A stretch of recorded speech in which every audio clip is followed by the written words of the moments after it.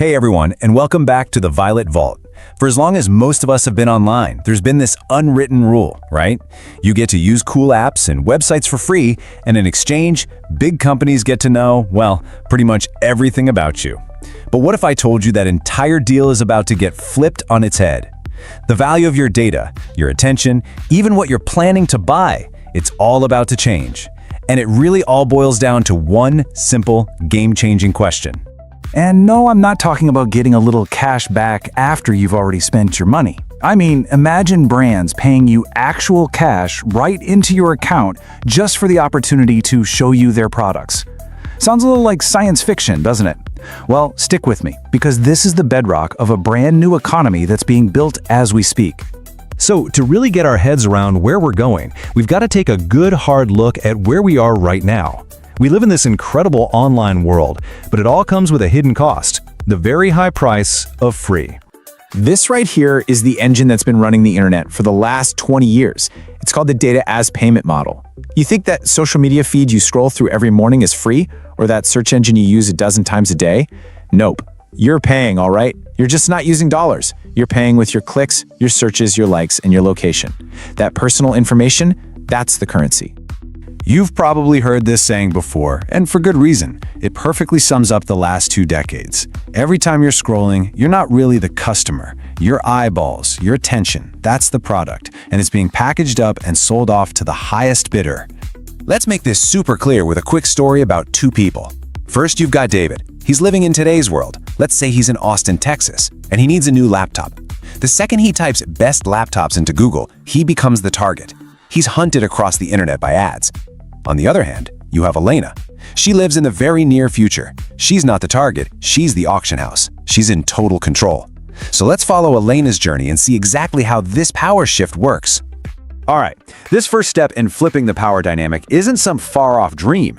It is happening right now, and it all starts with this one simple idea, actually cashing in on your own attention. I mean, just think about it for a second. Every single ad you see, every sponsored post you scroll past, that is your attention being turned into money for someone else. So the very first step in this revolution is for you to reclaim a piece of that action. Instead of just being the product, you start to become a shareholder in your own focus. And look, this isn't just a theory. There's a project called the Basic Attention Token, or BAT, that's already doing this. It uses a crypto token, you can think of it like a digital reward point, to create a totally new and fair marketplace that literally pays you for your attention. And the way it works is honestly so simple. First, you just use a web browser, like Brave, that automatically blocks all those creepy trackers that follow you around. Then, and this is the key part, you get to choose if you want to see ads. And if you do, they're ads that respect your privacy. For every ad you see, you earn these BAT crypto rewards. You're in the driver's seat. So why would an advertiser ever agree to this? Because it just works so much better. This model gets a 14% click-through rate. Now compare that to the industry average, which is a pretty pathetic 2%. It turns out that when you actually respect people and reward them for their time, they pay attention. It's a win-win situation. But believe it or not, this is only the beginning. This is where things get really exciting. Getting paid for passively looking at ads is one thing, but what about getting paid for your active intention? That moment you decide, okay, I'm ready to buy. Well, welcome to the Intent Vault. This is the next giant leap. Your intention to buy something, that very specific, high-value moment when you go from just browsing to ready to purchase, that is one of the most valuable pieces of data on the entire planet. And right now, you just give it away. What if you could put it up for sale and let companies bid on it? The way this all works is through something called a reverse auction, and it's exactly what it sounds like. Instead of a bunch of buyers bidding on one item from a seller, you have a bunch of sellers, like Dell, Apple, or HP, bidding for the business of one buyer. And that one buyer, that's you. You become the prize everyone is fighting for. So, what this really means is that the entire way we shop gets turned completely inside out. The work of finding the right product shifts from you, the consumer, over to the companies. They have to find you, and they have to pay for that privilege. So let's go back to Elena. Here's how her Intent Vault actually works. From her phone, she securely and privately broadcasts her goal. I am buying a high-end laptop today in Miami. Instantly, Dell and Apple, who are desperate to reach a guaranteed buyer like her, don't just bombard her with ads, they actually pay a cash bounty, say $5 or $10, straight into her digital wallet just for the chance to show her their best offer. She's literally making money before she even spends a dime. Getting paid to shop? It sounds pretty amazing, right? But hold on, because some critics are asking a very important question. Is turning every single part of our personal lives into something we can sell really the best way forward? And this leads us to a totally different idea, one that's focused less on payment and more on pure power. Your data, your rules. And this is such a critical question we have to ask ourselves. If we create a system where the incentive is always to sell more and more of our personal information, do we risk losing something even more valuable in the process? This has led some thinkers to a different vision, one that's not about individual paydays, but about collective bargaining power. And that brings us to the concept of a data union. Now, think of this just like a classic labor union, but for your personal data. Instead of trying to sell off your own information bit by bit, you pool it together with thousands or even millions of other people. That union then negotiates with the big companies on behalf of everyone. And they're not just negotiating for cash. They're bargaining for stronger privacy rules and real control over how our data is used. And here's the heart of the concern, put perfectly by the California Law Review.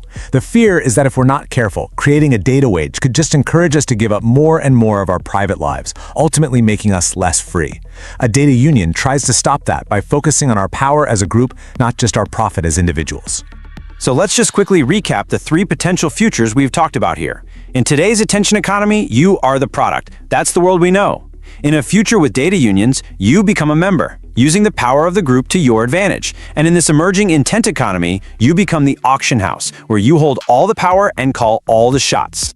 These aren't just abstract ideas. They represent 3 very different paths for our digital lives. We're moving away from a world where your data is just taken from you to one where you can either sell it or manage it collectively. And that leaves all of us with a final, really big question to think about. In this new economy, what is your intention really worth? Let me know what you think in the comments below. Wow, that was something, right? But don't go anywhere, there's more coming, and it's gonna make you think in a whole new way. Quick reminder, if you like learning cool stuff without the fluff, subscribe now. You won't regret it. Hey, welcome back to the Violet Vault. Today, we are going to unpack a pretty wild idea, something that could completely flip how we think about investing.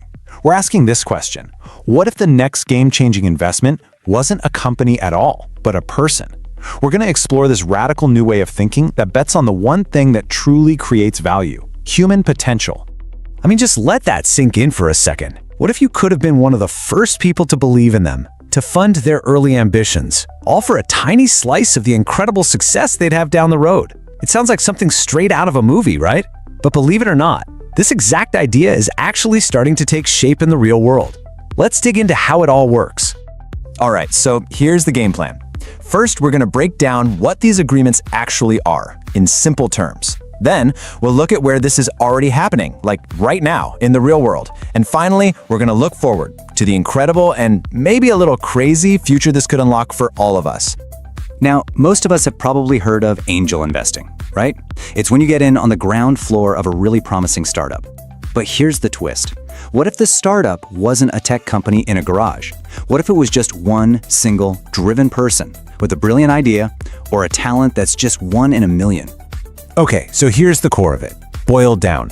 It's called a human capital contract, or more commonly, an income share agreement, an ISA. Instead of taking out a loan and going into debt, a person gets the cash they need up front. In exchange, an investor gets a small fixed percentage of that person's income for a certain number of years. You're not a lender, you're an investor. You're basically buying a small share in their future career. So, how does this actually play out for a real person? You know me, theory is great, but let's make this real. The best way to understand it is with a quick story. Let's imagine a guy named John. So John needs 10 grand to get that diploma. Instead of a bank loan, he signs an ISA. He gets the $10,000, and in return, his investors get 4% of his income for the next 10 years. Now here's the magic.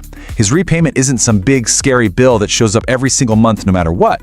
If he lands an amazing job right out of college, his investors do really well. But if he has a tough time finding his footing or decides to go travel for a year, his payments shrink right along with his income.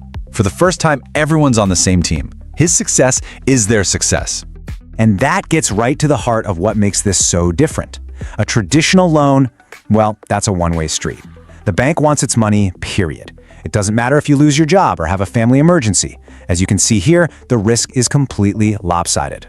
But an ISA, that's a true partnership. It's a deal where both sides share the risk, and because of that, both sides get to share in the reward. It changes the entire dynamic. Now, for a long, long time, this was just an idea, something kicked around in economics textbooks. But it's not just a theory anymore. It is officially breaking out of the classroom and moving into some really, really exciting areas. Just look at what's already happening right here in the US. Purdue University, a major school, has a well-known program called Back a Boiler that does exactly this for its students.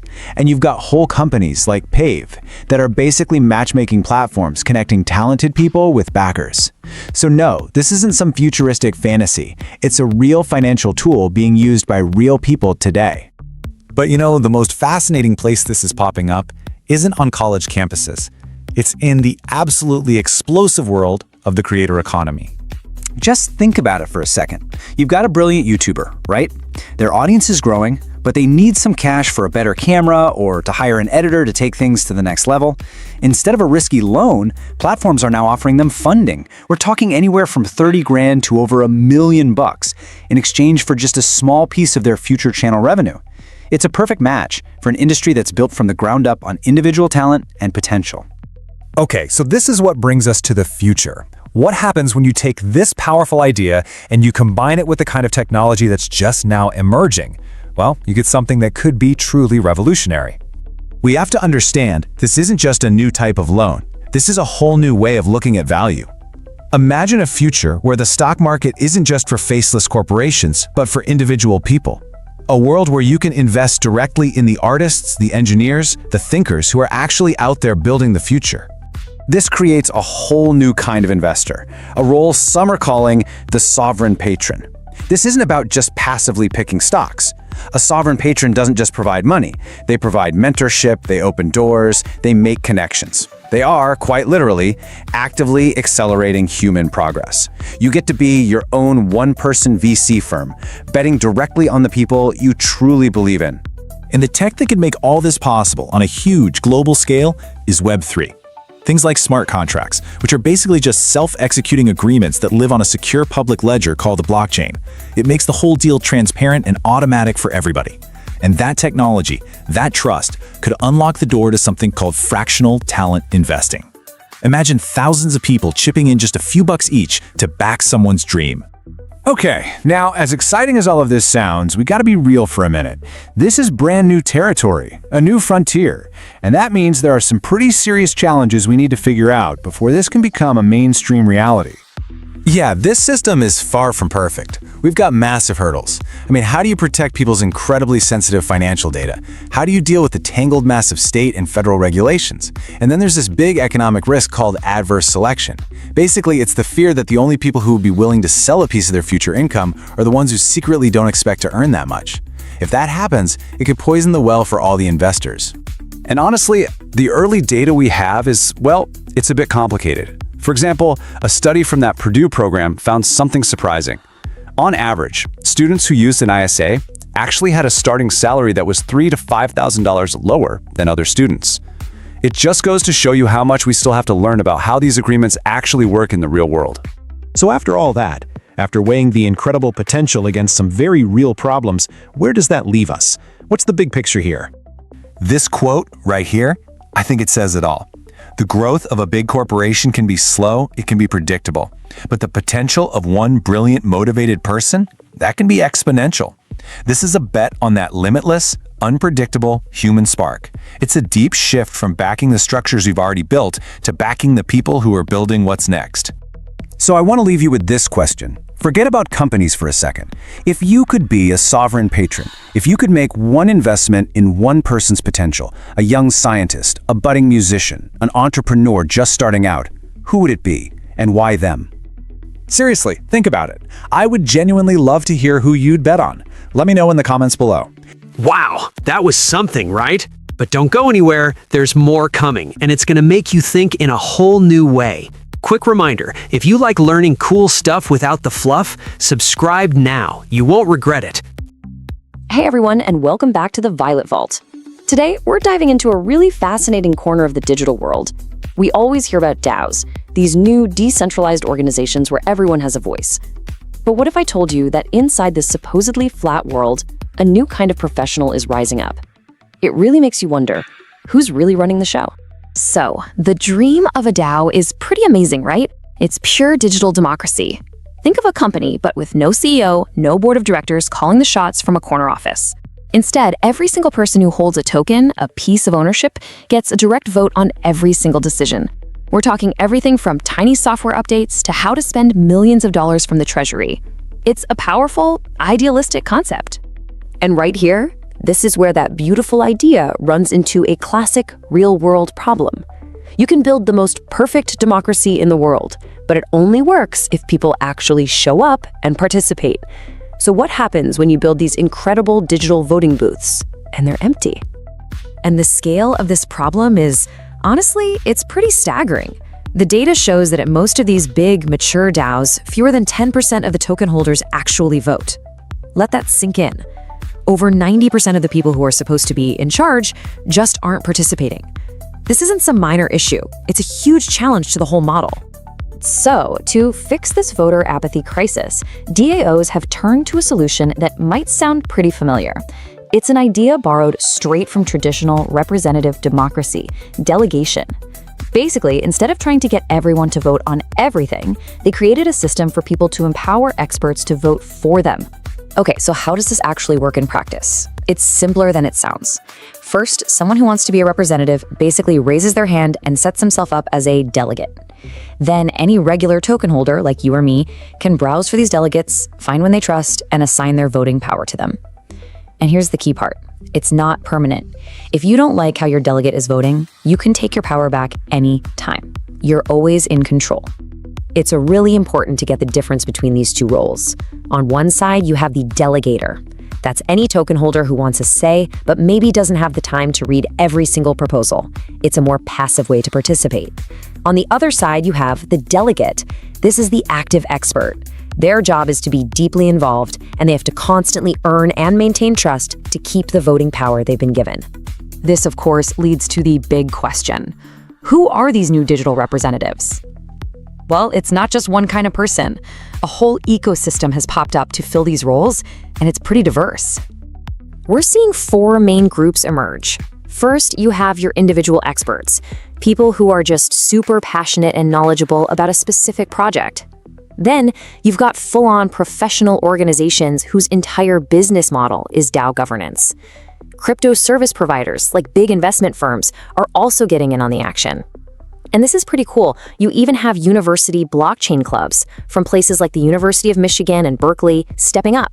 Let's look at a real-world example to bring this to life. This is from a delegate application to the Gitcoin DAO. This person, Benjamin Life, is a perfect example of that individual enthusiast. You can just hear the passion in his words, right? He's talking about shared potential. He's a true believer in the mission. Now, let's contrast that with PGov, a professional delegate organization. The language is totally different. They're a team. Their focus is on growth of the protocol. They talk about accountability. It sounds much more like a business, offering governance as a professional service. So, delegation seems to solve the voter turnout problem, but it creates a massive new one. When you're giving someone else power over a treasury that could be worth billions of dollars, how do you make absolutely sure they're going to act in your best interest, and not just their own? This is a classic idea from economics called the principal-agent problem. Think of it like hiring a financial advisor. You are the principal, and they are your agent. The problem is making sure your agent's incentives are aligned with yours. The delegate might be tempted to vote in a way that benefits them personally, or another one of their clients, even if it's not the best thing for the DAO they're supposed to be serving. And the main solution that DAOs are trying out is surprisingly traditional. They're putting the delegates on the payroll. The thinking is, if you compensate people for their time and their expertise, their own financial success becomes tied to the long-term health of the organization they're helping to run. And we are not talking about pocket change. Check this out. Arbitrum can pay its top delegates up to $7,000 a month. Optimism recently rewarded its most active delegates with 6,000 of its OP tokens. This is creating a whole new professional class with real, substantial salaries. But, just paying someone to show up is only half the battle. The next level, the real evolution here, is figuring out how to measure and reward quality participation. It's not just about voting, it's about being a thoughtful, effective representative. To solve this, platforms have developed something called a Delegate Reputation Score, or DRS. You can think of it like a performance review for governance. It's a transparent, data-driven score that turns all of a delegate's activity into one simple, quantifiable metric. So what actually goes into this score? Well, it's not just one thing.